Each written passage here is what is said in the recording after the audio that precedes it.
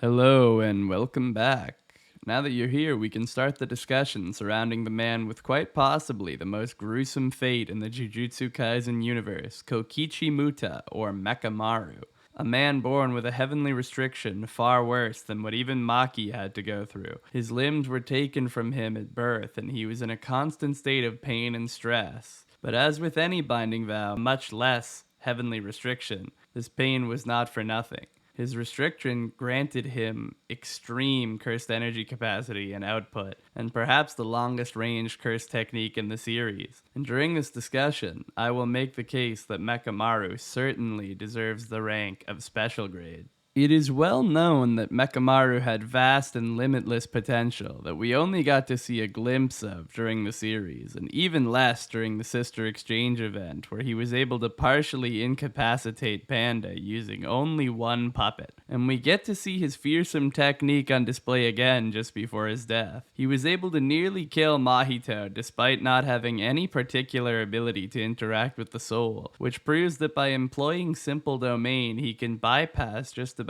any curse technique. It's entirely possible that he could upload several other techniques into his puppets, at the very least other generic techniques like New Shadow Style that anyone could learn or Falling Blossom Emotion, making him one of the best anti-domain sorcerers in the verse. These points lay the groundwork for him to be an impressive sorcerer, sure, but do they stack up to the special grade rank? In order to truly understand what the rank of special grade means, we need to look to the weakest possible special grades to understand the threshold. For example, Principal Yaga actually had the potential to be classified as special grade due to his ability to create cursed corpses like Panda, if Jujutsu Society figured out that he could replicate the process. We see that Mechamaru's basic robot was nearly on even footing with Panda, while Panda had the advantage of his cores being hidden and his nature being unknown. Geto similarly is a special grade due to his ability to command an entire army of powerful creatures. Thus, it is consistent that if Mechamaru's true power was known, he too would most likely have been a special grade. This isn't mere speculation, as we later see Kenjaku define the special grade rank. During his raid on Tengen's realm, Kenjaku teaches Choso what the true significance of the special grade rank is, and he claims that it signifies the ability to single-handedly overthrow nations, which no doubt the Jujutsu higher-ups who were afraid of Yaga's cursed corpse-making ability would have known when they claimed he had the potential to be special grade. Kenjaku goes on to talk about Geto's ability to wield a grotesque army that would be able to overthrow a country, just as Mechamaru's technique would allow him to.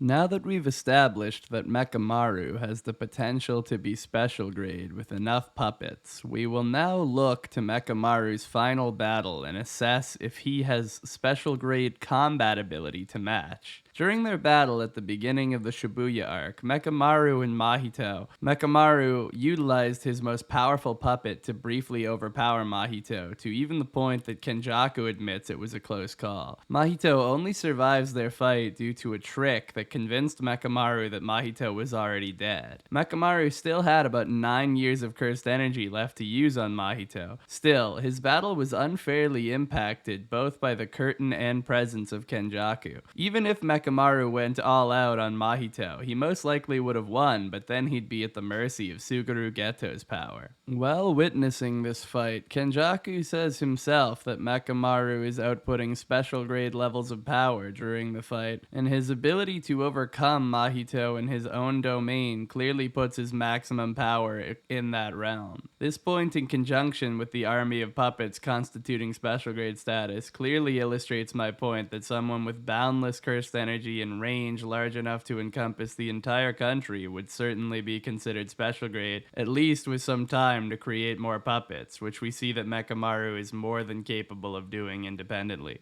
Even about 10 days after his death, he could still imbue his consciousness into his robots, and his tactical genius basically saved Shibuya single-handedly. For example, he baited Choso into a room flooding with water to destabilize his blood technique by taking advantage of Choso's vulnerability for his brothers, and saved Yuji. In fact, he was the reason the sorcerers were able to learn about Kenjaku's objectives and the Gojo was sealed, which allowed them to destroy the curtains, defeat Dagon, and potentially save thousands of lives. In conclusion, Mechamaru has the strategic and scientific genius to match his special grade level energy output and army of cursed puppets, and it is abundantly clear that Kokichi Muta deserves the special grade rank and would have almost immediately risen to that position if anyone knew the true power he was hiding to use against Kenjaku's group.